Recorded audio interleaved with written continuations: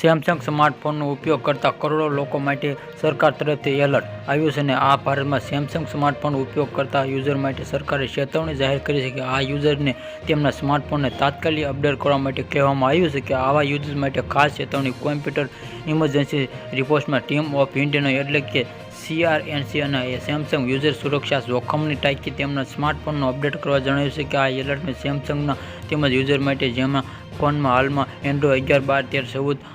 version ચાલી રહ્યું છે અને આ એજન્સીએ કહ્યું કે એન્ડ્રોઇડમાં 11, 12, 13 પર ચાલતા સેમસંગ ફોનમાં કેટલાક સમસ્યાઓ છે અને જેના કારણે